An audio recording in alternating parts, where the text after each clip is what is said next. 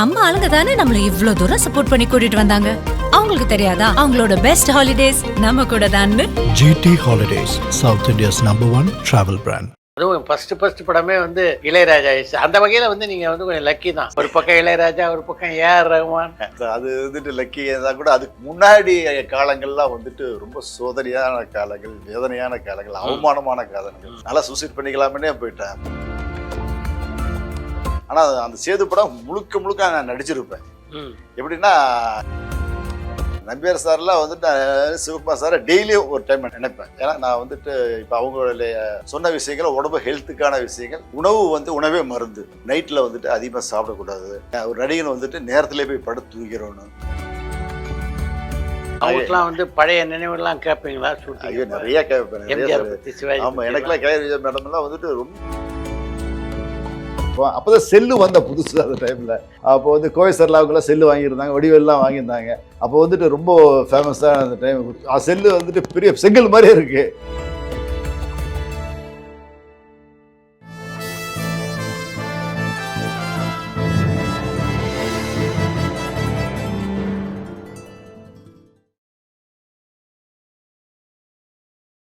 Touring talkies ரசிகர்களுக்கு வணக்கம். இன்றைய சாட் வித் சித்ரா நிகழ்ச்சியுடைய சிறப்பு விருந்தினர் அன்பிற்குரிய விக்னேஷ். அவரை பொறுத்த வரைக்கும் உழைப்புக்கு ஒரு உதாரணம் அப்படின்னு சொல்லலாம். இன்னைக்கு விக்னேஷ் சினிமா உலகத்தில் என்ன மாதிரியான இடத்துல இருக்காரோ அந்த இடம் அவருக்காக அவரே தேடிக்கொண்டு, அதுதான் அவர்கிட்ட ஒரு மிகப்பெரிய சிறப்பு. பல பிரச்சனைகள் இருந்திருக்கு, பல எதிர்ப்புகள், அதெல்லாம் போராடி இன்று வரையிலே வெற்றி பெற்று கொண்டிருக்கிறார். வணக்கம் சார். வணக்கம் சார். நல்லா இருக்கீங்களா? அருமை. Thank you sir. எப்படி இருந்தது முதல் பட அனுபவம்? அதுவும் ஃபர்ஸ்ட் படமே இளையராஜா. அது லக்கி தான் கூட. அதுக்கு முன்னாடி காலங்கள்லாம் ரொம்ப சோதனையான காலங்கள், வேதனையான காலங்கள், அவமானமான காலங்கள். அது எதிரி கூட வரக்கூடாது. ஏன்னா பாலுமகேந்திரா சாருடைய வண்ணவன பூக்கள்ல 5 நாள் தானு சார் ப்ரொடியூசரு, அதே இளையராஜா சார் மியூசிக் டே, பாலுமகேந்திரா, இப்படி 5 நாள் நடிச்சுட்டு ஒருத்த அந்த படத்துல இருந்து நீக்கிறாங்கன்னா அது எவ்வளவு ஒரு வேதனையா இருக்கும். கஷ்டம். நல்லா சூசைட் பண்ணிக்கலாமே போயிட்டேன். அப்போ டைரக்டர் பாலா தான் அப்போ அதில் கோ டைரக்டர். ஆமாம். அவர் ஃபுல்லாக எனக்கு 2-3 நாள் அவர் கூடவே வச்சிருந்து எதுவும் ஆயிடக்கூடாது அப்படின்னு சொல்லி இது பண்ணாங்க. அவ்வளோ கேர் எடுத்து பண்ணாங்க. ஆனால் திரும்ப சேது படத்தில் அவரும் இதே தானே பண்ணாங்க. அவர் பண்ணாருன்னா அவர் என்னென்ன சுச்சுவேஷன், அந்த அவர் என்ன மாற்றணும்னு இல்லை. என்னை படம் போட்டு ஷூட்டிங் போய் எல்லாம் போகிறதாக இருந்துச்சு. இந்த தானுசோடைய மேனேஜர் செல்வம்னு அதில் ப்ரொடியூசராக இருந்தது. அவர்கிட்ட பணம் இல்லை, படம் ஆரம்பிக்கிறவர் பணம் இல்லை. பாலா எங்கூட தான் ரூமில் இருந்தார். படம் ஆரம்பிக்க முடியாதனால ரொம்ப சின்ன அப்புறம் கிழக்கு சேமிக்க அப்புறம் பிஸி ஆகிட்டேன். அவர் ரொம்ப என்கிட்ட சொல்லாமல் காலி பண்ணி போயிட்டார். அப்புறம் போனால் 2 வருஷம் கழிச்சுட்டு இன்விடேஷன் தான் கொண்டாந்து கொடுத்தாரு. என்ன இப்படி பண்ணிட்டீங்க? இல்லை நீங்கள் பிஸியாக இருக்கிறீங்க, நான் ஒரு சின்ன செட்டப் பண்ணுறேன் அப்படின்னு. ஆனால் அந்த சேது படம் முழுக்க நான் நடிச்சிருப்பேன். எப்படின்னா ட்ரைனிங் கொடுப்பாரு, எனக்கும் கீர்த்தனாவுக்கும் ட்ரைனிங் கொடுப்பாரு. அந்த படத்துல ஒவ்வொரு சீனா நாங்களாம் ஒரே வீட்டில் தானே இருக்கிறோம். அப்போ டெய்லி அந்த சீனை ஒவ்வொரு சீனா நடிக்க வச்சு காட்டுவார். நான் சேது படத்துல நடிக்கலையோ ஒழிச்சு அந்த படத்துல எல்லா கேரக்டருமே நடிச்சேன். அருமை அருமை. எல்லா சீனும் நல்ல சீன் நடிச்சேன். அருமை அருமை. இந்த சின்னத்தாய் படத்துடைய வெற்றிக்கு அப்புறம் மாறுதல் இருந்ததா? சார் நல்லா இருந்துச்சு. ஏன்னா அந்த படம் நல்ல வெற்றி, நல்ல ஹிட் படம் வந்துச்சு. அதுக்கப்புறம் அன்னை வயல், அம்மா பொண்ணு, இது மாதிரி படங்கள்ல வந்துச்சு. அந்த வெற்றி எனக்கு தக்க வச்சுக்க தெரியல சார். ஏன்னா நான் 17 வயசுலேயே ஹீரோ ஆகிட்டேன். 17 வயசுல ஹீரோ ஆன உடனே நமக்கு நம்ம சினிமா ஹீரோ ஆகிட்டப்பா. அடுத்து நம்ம எப்படி டைரக்டர் செலக்ட் பண்றது, எப்படி கம்பெனியில செலக்ட் பண்றது, நம்மளை எப்படி இம்ப்ரூவ் பண்ணிக்கிறது, அப் டு டேட் எப்படி நம்மள மார்க்கெட்ல கொண்டு வர்றது அப்படிங்கிற விஷயம் எனக்கு சொல்லிக் கொடுக்கறதுக்கு ஆள் இல்லை, யாரும் தெரியல. அந்த ஏஜ் அப்படி ஜாலியாக இருந்துட்டேன், இப்படியே இருந்துருவோம் அப்படின்னு நினச்சிட்டேன். இளம் நடிகர்களில் இந்த முந்தைய சீசன் நடிகர் இருக்காங்கல்ல, அவங்க பலரோடு நடிக்கக்கூடிய வாய்ப்பு கிடைச்சது உங்களுக்கு தான் நினைக்கிறேன். ஒரு பக்கம் MN நம்பியார், இன்னொரு பக்கம் நாகேஷ், ரகுவரன், வினு சக்கரவர்த்தி, கவுண்டமணி, செந்தில், எல்லாரோட நடிகர் திலகம் சிவாஜி, பிரபு சார், சத்யராஜ் சார். எப்படி இந்த ரகுவரனோட எல்லாம் பணியாற்றி 2 படம் பண்ணியிருக்கீங்க ரகுவரனோட? ரகுவரன் சார்ல எப்படி தெரியுங்களா, பயங்கர டெடிக்கேட்டாக இருப்பாருங்க. ரொம்ப அந்த லேட்டாக வருவார், ஆனால் வந்துட்டாரு அந்த கேரக்டராகவே மாறிடுவார். அதை விட்டு எங்கேயும் போக மாட்டார். அந்த கேரக்டராகவே அந்த டே ஃபுல்லாகவே இருப்பார். தம் அடிச்சுக்கிட்டு, அப்போல்லாம் கேரவேன்லாம் ஒன்றும் கிடையாது, தம் அடிச்சுட்டே இருப்பார், ஸ்டைலிஷாக இருப்பார். நல்ல ஒரு மனிதர், ஒரு பந்தா இல்லாமல் ஒரு யதார்த்தமான ஒரு. நம்பியார் எல்லாரோட நல்ல சகஜமாக. ஐயோ சூப்பருங்க.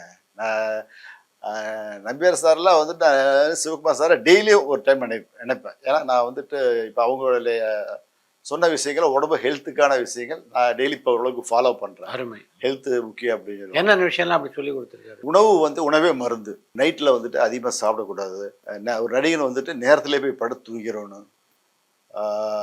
ஒரு கேரக்டராக வரும்போது அந்த கேரக்டர் உள் வாங்கிக்கணும். நம்மளோட ஹைட்டாக இருக்கிறவங்கலாம் நடிக்கும் போதெல்லாம் வந்துட்டு நம்ம வந்துட்டு ரொம்ப கேர்ஃபுல்லாக நடிக்கணும். அப்போ வந்து இப்படி இல்லாட்டி அனது பார்க்கக்கூடாது, சைடில் இப்படி பார்க்கணும், லுக்கெல்லாம் எல்லாம் சொல்லுவார். நான் அப்போ வந்துட்டு அதை சீரியஸாக எடுத்துக்கிட்டேன். இப்போ ரீகலெக்ஷன் பண்ணி பார்க்கும்போது தான் அது எனக்கு இப்போ வந்து நம்மலாம் பெரியவங்க சொன்ன ஒவ்வொரு விஷயம் வாழ்க்கையில் அவங்களுடைய ஒரு பெரிய ஒரு யூனிவர்சிட்டிங்க. இப்போ இருக்கிற யங்ஸ்டர்ஸ்க்குலாம் நான் சொல்லிக்கிறது, பெரியவங்க யார் எதை சொன்னாலும் அவங்களுடைய எக்ஸ்பீரியன்ஸாக அனுபவத்தை சொல்லுவாங்க. அதை நம்ம கண்டிப்பாக அதை ஃபாலோ பண்ணணும். அதை ஃபாலோ பண்ணினா நமக்கு ரொம்ப லாஸ், நமக்கு தான் லாஸ். கரெக்ட். நான் அதை ரொம்ப லேட்டாக புரிஞ்சுக்கிட்டேன். நண்பர் பேசுகிறேன் சார். விக்னேஷ் சார், வணக்கம் சார். வணக்கம் வணக்கம் வணக்கம். நல்லா இருக்கீங்களா? நல்லா இருக்கேன் sir. Chennai sir, Vadapalani. Ravi Karthikeyan sir. Okay, nice meet you. சொல்லுங்கள் சார். சார், எனக்கு உங்களுடைய படங்கள்ல ஃபேவரட் வந்து பொங்கலோ பொங்கல் சார். ஓகே. அதுல வந்து வடிவேல் சார், விவேக் சார் 2 பேர் கூடயும் ஒர்க் பண்ணியிருப்பீங்க. ஆமாம். அவங்களுக்கு கூட ஒர்க் பண்ண எக்ஸ்பீரியன்ஸ் சார். அவர் வந்துட்டு என்னன்னா ஒரு சீன் சொல்லிட்டாருன்னு வச்சுங்க, அவங்களாம் பிறவி கலைஞர்கள்ங்க. வடிவேல் சார்லாம் பிறவி கலைஞர். அதெல்லாம் கடவுளுடைய கிஃப்ட்டு. எல்லாருமே நம்ம நடிகன்னு சொல்லிட முடியாது. ஒரு சிலர் தான் நம்ம ஒரு பிறவி கலைஞர்னு சொல்லுவோம். இளையராஜா சார் சொல்லுவோம், வடிவேல் சார், சுவாய் சார், கமல் சார், இவங்கெல்லாம் ஒரு பிறவி கலைஞர். ரஜினி சார்லாம் பிறவி கலைஞர்கள். அவங்கெல்லாம் வந்துட்டு அப்படியே ஒன் ஆஃப் த நடிகர் வந்துட்டு வடிவேல் சார். விவேக் சார் வந்துட்டு நிறைய தொலைநோக்கு பார்வை, நல்லா அறிவாளி. எந்த டாபிக் பற்றி பேசுவார், அவருக்கு தெரியாத டாப்பிக்கை பற்றியே இருக்காது. ஒரு விஷயத்தை பற்றி ரொம்ப ஹியூமராக சொல்லுவார். அதில் ரொம்ப அந்த அர்த்தங்கள் நிறையா இருக்கும். அப்போல்லாம் வந்துட்டு அவங்களாம் எனக்கு நல்ல ஃப்ரெண்டு. வடிவேல் சார் இப்போவும் எனக்கு நல்ல ஃப்ரெண்டாக இருக்கார். ஒரு 4 நாளைக்கு ஒருக்கா எங்கிட்ட ஃபோனில் பேசிடுவார் சார். அதே மாதிரி உங்களுடைய படங்கள்ல நிறைய ஆர்டிஸ்ட் கூட ஒர்க் பண்ற எல்லாம் பெரிய பெரிய ஆர்டிஸ்ட் கூட ஒர்க் பண்ற ஒரு சான்ஸ் கிடைச்சிருக்கு சார். அது எப்படி சார் ஹேண்டில் பண்ணீங்க? அது கடவுள் கொடுத்த வரம், டைரக்டரில் கொடுத்த சப்போர்ட். அந்த ஆப்பர்ச்சுனிட்டியை நான் எனக்கு மறக்க முடியாது. அது ஒரு பெரிய எக்ஸ்பீரியன்ஸ், யாருக்கு கிடைக்காத ஒரு எக்ஸ்பீரியன்ஸ் எனக்கு. சார், அதே மாதிரி உங்களுடைய பாடலுக்கு விஜய் சார் ரீமிக் பண்ணி ஆடி இருப்பார் சார். ரீமிக்ஸ் ஆடி இருப்பாரு சின்ன தாய் படத்துக்காக. ஆமா ஆமா சார். ஆமா. நான் ஏரிக்கேற மேல இருந்து பாடியிருப்பாரு. அதுக்காக ரீமிக்ஸ் ஸ்டேஜ்ல எல்லாம் பாடியிருப்பாரு. தனுஷும் பாடியிருப்பாரு. யாருக்கும் கிடைக்காத ஒரு விஷயம் என்ன, விஜய் சார் வந்து எனக்காக பாடியிருப்பாரு. வேலைங்கிற படத்துல விஜய் சார் பாடியிருப்பார். விஜய் சார் வந்து அடுத்த ஆர்டிஸ்டுக்கு 2 பேர்த்துக்கு தான் பாடியிருக்காரு. ஒன்று சூர்யா சார், 2வது நான். அந்த வேலை படத்துல காலத்துக்கேத்த ஒரு கானா அப்படிங்கிற ஒரு சாங் அந்த டைம்ல யுவான் மியூசிக்ல பெரிய ஹிட் ஆச்சு அந்த சாங். இந்த பாட்டு சார் தாமரை பூவுக்கும் தண்ணிக்கும்ன்ற லியோ படத்துல ஒரு டான்ஸ் ஆடி இருப்பாருல்ல சார்? ஆமா, லியோ படத்துல வந்துட்டு ஃபுல் சாங்கே வச்சிருப்பாங்க. ஆமா. ஆரம்ப காலத்துல நாங்களாம் நடிகர் சங்கத்துல ஒன்னா மீட் பண்ணுவோம். அப்போ அவரு வளர்ந்து வர ஹீரோ, நானும் வரும்போதெல்லாம் வந்து அப்போ வந்து விஜயகாந்த் சார் மீட்டிங் போடுவார் நடிகர்கள் எல்லாம் கூப்பிட்டு. அப்போ நானும் சூர்யா சார், விஜய் சார் எல்லாருமே ஒன்றா உட்காந்து பேசிகிட்டு இருப்போம்.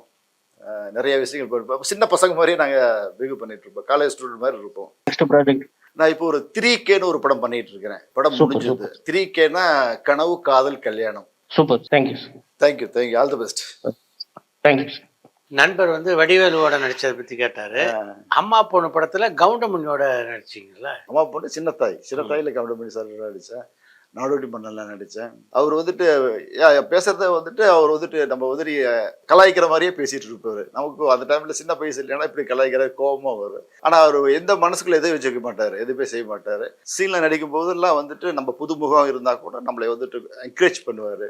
நம்மளை வந்து டிஸ்கரேஜ் பண்ணாம கிவ் அண்ட் டேக் கொடுத்து நம்மளை வந்து பயப்படாத நல்லா பண்ணு அப்படின்னு சொல்லுவேன். ஜாலியா இருக்கு, ரொம்ப ஜாலியா டைப். அந்த படத்துல கே.ஆர். விஜயா நடிச்சிருந்தாங்கல்ல? அம்மா பொண்ணுல? ஆமா, கே.ஆர். விஜயா பண்ணி நடிச்சிருந்தாங்க. அவங்களுக்குலாம் வந்து பழைய நினைவுலாம் கேட்பீங்களா?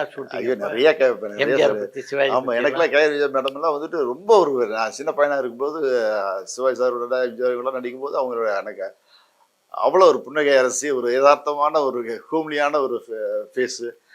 அவங்களெல்லாம் அவங்க நடிப்புன்னு நினைக்கவே இல்லை அப்படின்லாம் சொன்னாங்க. கூட நடிப்புன்னு அவங்களெல்லாம் போகல அப்படின்னு சொல்லுவேன். ரொம்ப அமைதியாக இருப்பாங்க. நாங்கள் ஒரு மதுரை பக்கத்தில் சிறுகுடி சிங்கமுடி அங்கே ஷூட்டிங் நடந்தோம். அங்கே ஒரு வீடுகளில் தான் தங்கி இருந்தோம். ஓ மேடமும் அங்கே தான் ஒரு வீட்டில் தங்கி இருந்தாங்க. நகேஷ் சார் அங்கே வீட்டில் தான் தங்கி இருந்தாங்க. அப்போ வந்துட்டு அவங்க வீட்டில் நம்ம என்ன கற்றுக்கிட்டோம்னா, நம்ம எந்த சூழ்நிலையிலையும் ஒரு மனிதன் பந்தாப்படக்கூடாது, ஹெட்வைட்டாக இருக்கக்கூடாது. இப்போல்லாம் பார்த்தீங்கன்னா ஒரு படம் பண்ணால் ஒன்று இல்லை, அவ்வளோ பந்தா பண்ணுறாங்க, ஹெட்வைட் பண்ணுறாங்க. பட் அது எல்லாமே நான் இப்போ தெரிஞ்சுக்கிட்டு அவங்க சொன்ன பந்தா பண்ணாமல் இருந்ததுக்கு காரணம் என்னன்னா, இது எதுவுமே சினிமாங்க நிரந்தரம் இல்லை. ஒரு காலத்தில் பீக்கில் இருப்பாங்க, அப்புறம் கீழே போயிடுவாங்க. நம்ம ஒரே மாதிரியா இது இருக்கணும். நம்ம நடிகனா வந்து நமக்கு 2 கொம்பு வச்சு இதெல்லாம் கிடையாது. எல்லாரும் ஒரு மனிதர்கள் தான். நம்மள அப்படி நம்ம நினைச்சிட்டோம்னா நம்ம எல்லாத்தையோட ஈஸியா டிராவல் பண்றதுக்கு நல்லா இருக்கும். அவங்களோட பழகுனது, அவங்களோட எக்ஸ்பீரியன்ஸ் எனக்கு ரொம்ப யூஸ் ஆயிடுச்சு. வணக்கம் சார். வணக்கம் சித்ரா சார். வணக்கம். வணக்கம் mister Vignesh. First of all உங்களை வந்து பாரதி ராஜா சார் படத்தையும் பார்த்திருக்கோம், பாலு மகேந்திரா சார் படத்தையும் பார்த்திருக்கோம். அதுவும் அந்த சாங்ஸ் ராமன் அப்துல்லாலையும் சரி, பசும்பொன்ல தாமரை பூவுக்கும் தண்ணிக்கும் அமைக்கும் அந்த சாங்ஸும் சரி, அதே மாதிரி உங்களோட ஆச்சாரியா படம் ஃபர்ஸ்ட் கிளாஸா இருக்கும். நீங்க வடிவுகர்சி மேமோட ஒரு சூப்பரா ஒரு ரோல் பண்ணிட்டீங்க. ஒரு ஒரு சண்டீரா, ஒரு தௌலத்தா ஒரு ரோல் பண்ணிட்டீங்க. அதே மாதிரி புது குடிச்சினன்ற படம் எங்க குடும்பத்துக்கு வந்து பொங்கல் ரொம்ப பிடிக்கும் சார். சரிங்களா? அதே மாதிரி கண்ணகிரியை தோன்றினால நீங்க வர்றது கொஞ்சம் சீன்ஸ்னாலும், அதுவும் நீங்க கரனோட ஃப்ரெண்டா பழகிட்டு அவங்க சிஸ்டரையே ரூட் விட்டுட்டு அதுக்கப்புறம் கல்யாணம் பண்ணிட்டு வரும்போது ஒரு எக்ஸ்பிரஷன் ஒன்று கொடுப்பீங்கல்ல, அதெல்லாம் உண்மையிலேயே சூப்பரா இருக்கும். அதே மாதிரி டேவிட் தேட்டர்ல நீங்க சொல்லுவீங்கல்ல, என்ன சார் பிளாக்ல நீங்க டேவிட் தேட்டர்ல சொருக்கு எடுத்துருவாருங்க, அந்த டைலாக் எல்லாம் சூப்பரா இருக்கும் அந்த டைலாக்ஸ். சோ இப்போ என் கொஸ்டின் என்னன்னா, எனக்கு Balu Mahendra sir set, Bharathi Raja sir set, V Sekar sir set எப்படி இருக்கும், பிளஸ் விக்னேஷ் சாரை இப்ப திரும்ப கம்பேக்ல எப்ப பார்க்கலாம், இதுதான் சார் என்னுடைய நீங்க கொஸ்டின். கரெக்டா ஃபாலோ பண்ணிருக்கிறீங்க நிறைய விஷயம். ஏன்னா கண்ணீரத்தோட அந்த டயலாகோட சொல்றீங்க, தெரிஞ்சுக்கிட்டு. படமே எனக்கு ரொம்ப பிடிக்கும் சார். ஏன்னா கண்ணகிரியோட கிளைமேக்ஸே ரொம்ப சூப்பரா இருக்கும் சார். Thank you sir. அவ்வளவு ஒரு இதுவா இருக்கும். இப்போ விசா சார் படம் வந்துட்டு பார்த்தீங்கன்னா, அவருடைய படம் வந்துட்டு அவர் வந்துட்டு ஹீரோ இருந்தாலும் சரி, சின்ன நடிகா இருந்தாலும் பெரிய நடிகா இருந்தாலும் எல்லாத்துக்கும் ஈக்குவலாக தான் மரியாதை கொடுப்பாரு, செய்வார். அங்கே வந்துட்டு பார்த்தீங்கன்னா ஏதோ கோயில் திருவிழாவுக்கு போயிருக்கிறோம், குடும்ப திருவிழாவுக்கு போயிருக்கிறோம், அப்படி தான் நாங்களாம் கூட்டமாக உட்காந்துருப்போம். வடிவேல் சார், விவேக் சார், வடிவிகரசியம்மா, அங்கே சார், ஆமா, எல்லாருமே ஒன்னா உட்காந்து அரட்டை அடிச்சுட்டு இருப்போம். அப்போதான் செல்லு வந்த புதுசு அந்த டைம்ல. அப்போ வந்து கோவை சர்லாவுக்குலாம் செல்லு வாங்கியிருந்தாங்க, வடிவேல்லாம் வாங்கியிருந்தாங்க. அப்போ வந்துட்டு ரொம்ப ஃபேமஸான அந்த டைம். செல்லு வந்துட்டு பெரிய செங்கல் மாதிரியே இருக்குது. இவ்வளோ பெரிய செல்ல மோட்டர்லாவோ ஏதோ ஒரு செல்லு அவ்வளோ வருது. அது ஒரு செல்லு ஃபோன் பண்ணி கொடுத்தனால ரொம்ப விக்னேஷ் 2 நிமிஷம் பேசி கொடுத்துருங்க அப்படின்பாங்க. அந்த அளவுக்கு அந்த டைம் காலகட்டங்கள். விசேகர் சார் வந்துட்டு எப்படி தெரியுங்கன்னா, அவர் வந்துட்டு ஒரு டைலாக்கை வந்துட்டு ஒரு ஹீரோயிசமான டைலாக் இருந்துச்சுன்னா அது ஹீரோவுக்கு மட்டும் கொடுக்க மாட்டார், அதை எல்லாத்தையும் பிரித்து கொடுத்துருவாரு. யாருமே ஒரு இண்டிவிஜுவலாக அந்த டைலாக் பேசி பண்ண படம் விட மாட்டேங்கிறாரு. அதே மாதிரி ஒரு விஷயம் சார், இன்னொரு டைலாக் நான் சொல்லணும்னு ஆசைப்படுறேன். அந்த பண்ணையார் எடுத்து நீங்க பால் ஸ்டோர் வைப்பீங்க இல்லையா பொங்கல்ல, அதுல அந்த குடிசை போட்டு தியாகு சார் புல்லட்ல வருவாரு. அந்த ஒரு சீன் இருக்கும், செம்மையா இருக்கும். இவங்க எல்லாம் யாரு, தலைவர் படங்கள்லாம் வச்சுட்டு இருந்தாலும் தம்பி இதை விட்டுட்டு தலைவர் அஞ்சாம் படத்தை வைக்கணும் போது உடனே விவேக் சார் மூஞ்சிலாம் உடனே வச்சிடலான்னு அப்படின்னு குமுறுவீங்கல்ல, அந்த சீன் அல்டிமேட்டா இருக்கும் சார் உண்மையிலேயே. ஏன்னா இப்ப இருக்கிற அரசியல்வாதிகள் அப்படித்தான் இருக்காங்க. கூலியான அரசியல்வாதி பத்தி அழகா காட்டியிருப்பாரு. அவர் வந்துட்டு எப்பவுமே மக்களுடைய கஷ்டங்கள் நல்லது எடுத்து பார்ப்பாரு. அவர் வந்துட்டு என்னன்னா, அந்த படத்தில் படம் ரிலீஸ்க்கு அப்புறம் நான் அவரை மீட் பண்ணுறப்ப பொங்கல் பெருசாக ஹிட்டாக இருக்குது. ஒரு நம்ம கொஞ்சம் லவ் கொஞ்சம் வைக்காமல் போயிட்டோம், பெரிய தப்பு பண்ணிட்டேன், லவ் சீன் வச்சுருக்கணும், உங்களுக்குள்ள 2 பேர்த்துக்கு இன்டிமெண்ட் வச்சுருக்கணும் அப்படின்னு ரொம்ப ஃபீல் பண்ணார். எனக்கு விசேகர் சார் கடைசி காலத்தில் ரொம்ப க்ளோஸாக ஃப்ரெண்டாக இருந்தார். கொஞ்சம் கஷ்டகரமான நிலைமையில் நான் அவரோட வீட்டுக்கெல்லாம் போவேன் வருவேன், கொஞ்சம் சப்போர்ட்டாக இருந்தேன். இன்ஃபேக்ட் அது கரெக்ட் தான் சார். ஏன்னா உங்களுக்கும் சங்கீதாவுக்கும் பெருசா லவ் சீன் இல்ல. ஆனா மற்ற 3 பேரும் பாத்தீங்கன்னா கோவை சர்லா, வடிவுகரசி, விவேக், வடிவேலு, சின்னி ஜெயந்த் அவங்க பேர்ஸ்க்கு எல்லாருக்குமே கரெக்டா அந்த காமெடி எல்லாமே லவ் பர்ஃபெக்டா இருக்கும். அதே மாதிரி நீங்க மட்டும் அந்த இதுல கொஞ்சம் இறுக்கமா இருப்பீங்க. நீங்க இவங்க சங்கீதா கிட்ட பெருசா பேசவும் மாட்டீங்க, பட் அவங்க எல்லாம் கலான்னு இருப்பாங்க. அதே மாதிரி சண்முகம் சார், சுந்தரம் சார், அந்த அவங்க கேங் எல்லாருமே சரி, பசங்க கிட்ட வெறுப்பு காட்டுறதுலயும் சரி, பாசம் காட்டுறதுலயும் சரி. உண்மையிலேயே சொல்றேன், அந்த படம் சன் டிவில போட்டாங்கன்னா நாங்க குடும்பத்தோட உட்காந்து பொங்கல் அவ்வளவு சூப்பரா பார்ப்போம் சார். ஏன்னா வி சேகர் சார் படம் ஒவ்வொன்றும் பாடங்கள் தான். ஒரு மெசேஜ் கண்டிப்பா மெசேஜ் இருக்கு, சோசியல் அவேர்னஸ் கண்டிப்பா இருக்கு, ரொம்ப இருக்கு. வி சேகர் சாரும் சரி, விசு சார் படங்களும் சரி இதே மாதிரிதான் இருக்கு. அப்புறம் சரி, coming back to industry சொல்லுங்க சார். சொல்லுங்க பால்மேந்திரா சார். சார் இப்போ எடுத்தீங்கன்னா பால்மேந்திரா சார் வந்துட்டு நான் ஆல்ரெடி வண்ண பூக்கள் நடிக்க வேண்டியது 5 நாள் நடிச்சுட்டு எடுத்துட்டாரு. பட் அது வந்துட்டு எடுக்கிறதுக்கு காரணம் அர்ச்சனா மேடம். அவங்க ஒரு இன்ட்ராகி அவருடைய சொந்த செகண்ட் ஹீரோவை பண்ணியிருப்பாப்பில்ல, ஃபர்ஸ்ட் ஹீரோ என் கேரக்டர் போட சொல்லி சொன்னாங்க. அதனால பாலுமேந்திர சார் போட மாட்டார், அதனால என்னை தூக்கிட்டார். அதனால அவருக்கு ஒரு வருத்தம் இருந்துகிட்டே இருந்துச்சு. அப்புறம் என்னை வந்து ராமன் அப்துல்லா படத்தில் என்னை நடிக்க வச்சார் பண்ணார். அவர் வந்துட்டு என்ன ஷூட்டிங் நடக்கும்போது அங்கே ஷூட்டிங் நடக்கிற மாதிரியே தெரியாது. ஏதோ ஒரு சும்மா நம்ம வீட்டில் உட்காந்து பேசிகிட்டு இருக்கிற மாதிரி ஒரு யதார்த்தமாக தான் இருக்குது. எங்கேயுமே ஒரு அங்கே ஷூட்டிங் ஸ்பாட் லைட் ஆஃபீஸர்ஸ் அவங்களோட அதிகமாக பேச மாட்டாங்க, ரொம்ப சைலண்டாக இருக்குது, ரொம்ப அமைதியாக இருக்குது. அவர் ஒரு 11:30 வரைக்கும் தான் எடுப்பார் ஷூட்டிங். அப்புறம் பிரேக் விட்டுருவார். அப்புறம் 3 மணிக்கு மேலே தான் ஷூட்டிங் எடுப்பார். ஷூட்டிங் வந்துட்டு அங்கே வந்துட்டு ரொம்ப கஷ்டமெல்லாம் போட வேண்டியதில்லை, ரொம்ப இதாக இருக்குல்ல, ரொம்ப சிம்பிளாக நம்பர் இருக்குது. அந்த படத்தில் பார்த்தா ரொம்ப அழகாக இருக்குது, ரொம்ப இதாக இருக்குது. நான் அப்புறம் லேட்டாக தான் புரிஞ்சுக்கிட்டேன், நம்ம ஒரு தொழிலில் இன்வால்வ் ஆகிட்டோம்னா இன்ட்ரெஸ்ட் ஆகிட்டோம்னு வச்சுக்கோங்க, அந்த டயர்ட்னஸ் தெரியாது. பண்ணுறீங்கன்னா பிரசாந்த் சாருக்கு எப்படி கேக் வெட்டி எல்லாமே செட் பண்ணி அங்கே பார்ட்டி செலிப்ரேட் பண்ணாங்களோ அதே மாதிரி ஷூட்டிங் முடிச்சுட்டு வந்த உடனே எனக்கு பண்ணாங்க. பார்த்தா அது கெட்டப் அப்படியே இருந்துச்சு. எனக்கு வந்துட்டு மீசையெல்லாம் பெரிய மீசை வச்சு ஒரு கிரே ஹேர்லாம் வச்சு அதெல்லாம் ரமா எனக்கு ஒய்ஃபாக பண்ணாங்க, சுகன்யா எனக்கு லவராக பண்ணாங்க. இனிமேல் வந்துட்டு அந்த ஹீரோ எனக்கு வேண்டாம் சார். எனக்கு வந்துட்டு நிறைய கேரக்டர் இப்போ டிஃப்ரெண்ட் கேரக்டர் பண்ணணும். எப்படி நானா பட்டேக்கர் பண்ணுறாரு, நம்ம நாசர் சார் இப்படி பண்ணுறாங்க. அப்போ கூட அஸ்வினிங்க கொஞ்சம் சின்ன பிரச்சனைலாம் பண்ணிருச்சு. தண்ணியிலலாம் வந்துட்டு ரொம்ப ஜில்லாக இருக்குன்னு சொல்லி போட்டு எங்கள் அம்மா வந்துட்டு நடிக்க மாட்டேன்னு சொல்லிட்டாங்க. அந்த பொண்ணை வந்துட்டு என்னமோ அந்த பொண்ணை மட்டும் தான் கொடுமைப்படுத்துகிற மாதிரி அவங்க நினச்சிட்டாங்க.